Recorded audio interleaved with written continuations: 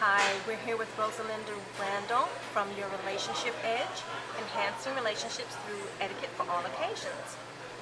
Rosalinda, I just wanted to talk to you a little bit about the workplace. Sometimes we're just not lucky enough to have that corner office. I just want to talk to you about life in the cubicle maze. So let's just say, for instance, if you are a cubicle dweller, it's close proximity, there's not a lot you can do. So what do you do about that radio? You're not really in love with the station. How do you work with your neighbor for good results and no hurt feelings? Well, one of the things, first of all, thank you so much, Larissa, for having me and for having me speak. One of the things that you can do in a situation like that is to just gently ask the person to turn down their radio. Basically, that's it.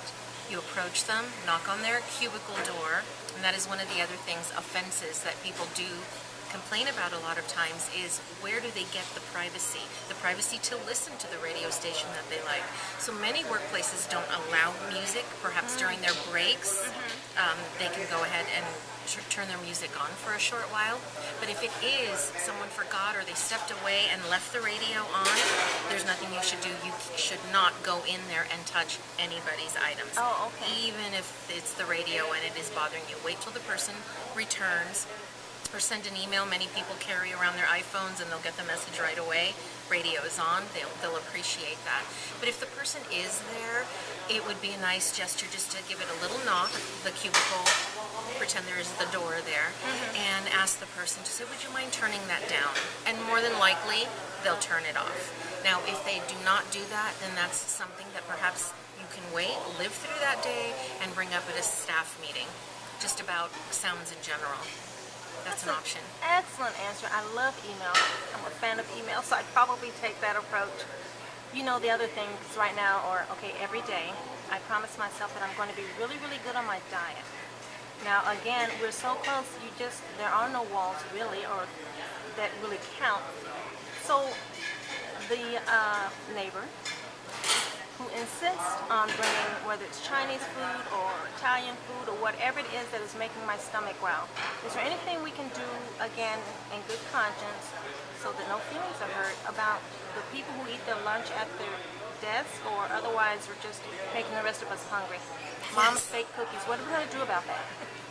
That's a great question.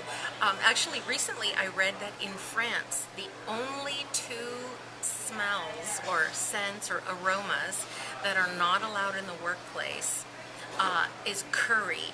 That's one of them, actually. In France, you said? In France, Okay, yes, in the workplace. Curry is not allowed because that is really one of the only offenses that they find that just permeates throughout the day and even the following day. So that is actually in an article that I recently read. But in the workplace here in America, it really comes down to us as the employee, working with other people, being a little bit more aware and not bringing in the aromatic things, such as curry, garlic, fish, things that we all know linger. Right.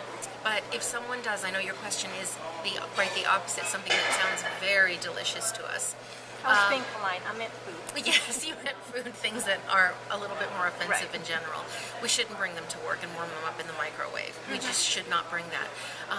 That goes with eating in your office.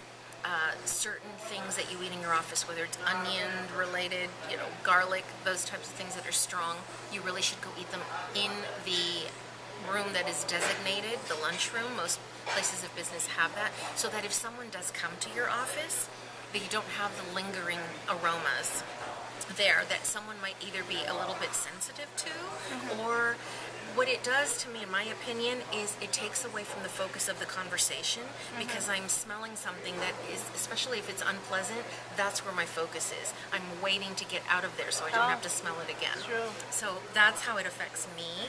So it is best that they dine in the lunchroom, unless it's something that's not scented, an apple, a quick apple or something like that. Unscented and healthy. Yes. One last question. What was the last question? So what about privacy and the lack thereof? So there is no real privacy. So I guess maybe my question is more about respecting boundaries and the other person's boundaries in that open cubicle. Do you have a word or two you might say on that? Yes. If someone is on the phone just because you feel that you're in close proximity, almost like college dorm styles. A lot of people feel that they have the liberty to just say, oh, just a second, and interrupt someone while they're on the phone. You shouldn't. You need to respect the person's on the phone. You come back later. Another complaint is that if you are having a private conversation with someone else, just because you know the other person, the visitor in that office, it doesn't give you the liberty to stay and join in. Okay. It is perhaps a meeting that is just between the two of them. And one final thing, if you are going to go into someone's office, doing the gesture of knocking, even though there isn't a door, always and asking, do you have a moment? Okay. And accept the person if they say in a moment, or yes, I'll be with you, come on, sit down, that would be acceptable. So those are probably the top, I think, 3 things that I would recommend in the cubicle world. Thank you so much. I hope that this would make us all a better cubicle dweller. Yes. So if you have any questions, or if people want to find out more about your relationship edge, how can they reach you? Well, thank you for asking. Pardon me. It's Rosalinda Randall, and I'm with yourrelationshipedge.com.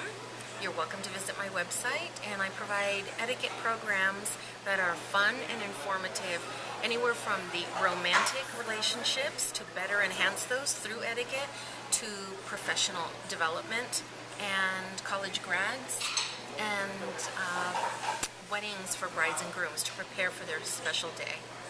Thank you very Rosalinda, much. it sounds delightful. Thank you. Thank you.